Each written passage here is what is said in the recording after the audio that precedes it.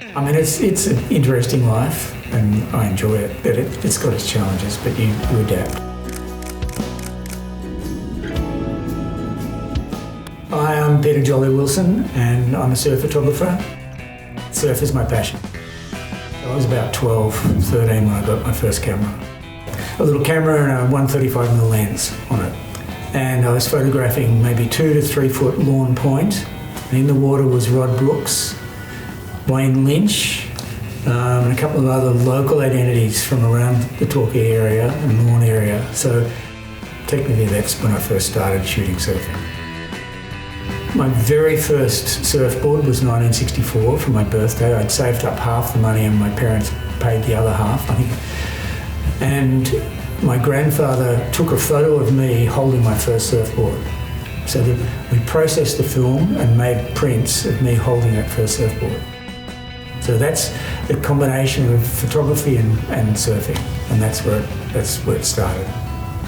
When I was around 15, 16, I used to hitchhike down on weekends because I lived in Ballarat. Hitchhike down, sleep in the dunes or sleep in in a little tent on the beach, and surf on my board that was stored in the surf club.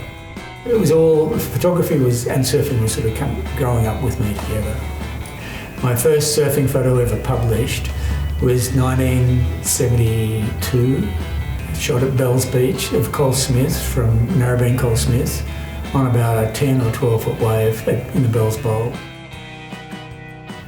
Those two photos, me holding my first surfboard and that first published photo are like really classic shots in my history, and I've still got the prints of those. So I was in my last year of a Bachelor of Arts in Photography at RMIT in Melbourne, and pretty much looking at finalising my BA, and Quicksilver headhunted me. And basically I went from working at a university and they were giving me time off because I was working in charge of the photographic department of Deakin University. Quicksilver came along and said, "Do you want to do this?" And I went, "Yep." So my study never finished. Through the 80s, I was working for Quicksilver as marketing, advertising, promotion manager for Australasia. And what I was doing was, with this Quickie team, was basically we were going off all over the world. So basically I was developing this photojournalism sort of role.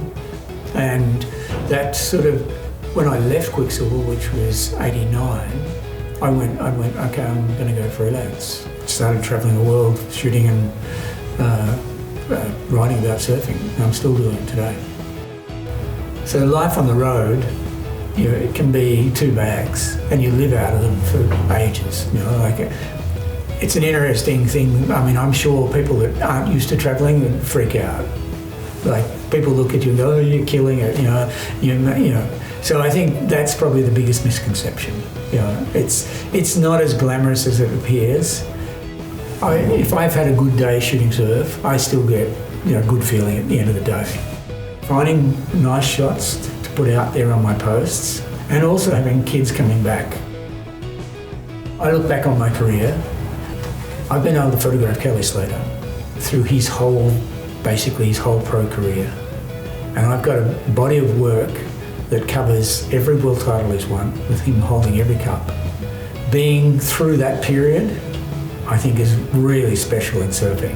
And I've been around Kelly since he signed with Quicksilver and started his pro career, and basically I'm still shooting him. So that's probably one of the highlights but it's a major one over that period. Seeing probably the greatest surfer ever.